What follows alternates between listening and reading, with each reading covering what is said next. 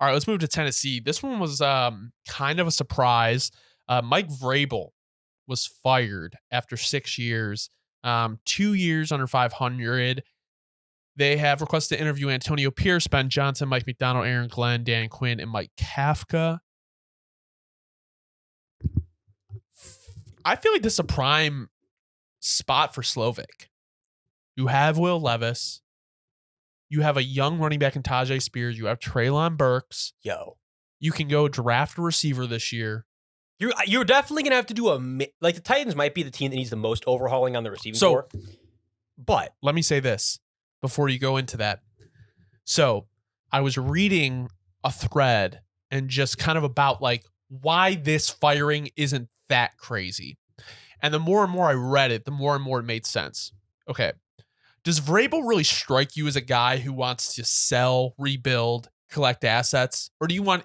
He's a football coach. He wants to win Remember games. His last press conference? Yeah. Yeah, and I think it speaks for exactly how he felt. I mean, I think this all started when because they fired John Robinson, and he was the guy who traded A.J. Brown. And Vrabel did not want to trade A.J. Brown, and I don't think it was the right move at all. They tried to replace him with Treylon Burks, and it just wasn't the right move. Yeah, hindsight's 20/20 on this one. So basically the argument in the thread was you have a new GM in the building and there's two different visions. Okay. Do you think if the GM's trying to rebuild, they're signing DeAndre Hopkins? Do you think they're keeping Derrick Henry and Ryan Tannehill around? I don't think so.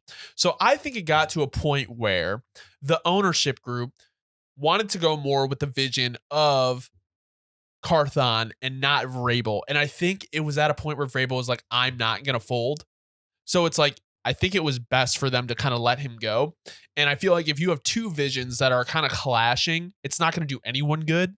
So I guess it makes sense. But I guess my thing is, I guess you know what Vrabel can do. And I honestly feel like if the A.J. Brown trade doesn't happen, this doesn't happen. But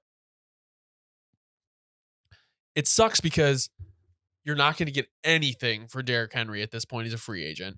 Nothing for Tannehill. And it's almost like you missed out on being able to collect assets for proven stars. Yeah, so here's what you're telling me too. Hear me out, coming crazy. What you're really trying to say too is if they just went all in on that this was going to be the rebuild year last year, they would have had a really good shot at Caleb Williams this year. Or any of these guys. That is very possible.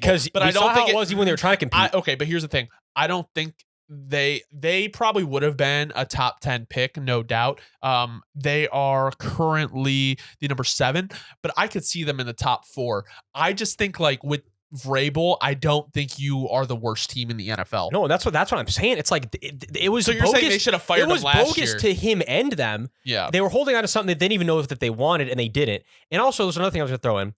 A little bit late now, but it still applies. Like with D-Hop, honestly, probably going to get cut going into the season, and we have to find a new team because the potential out is this year. You save about $6 million in cap, if I'm understanding this math correctly here.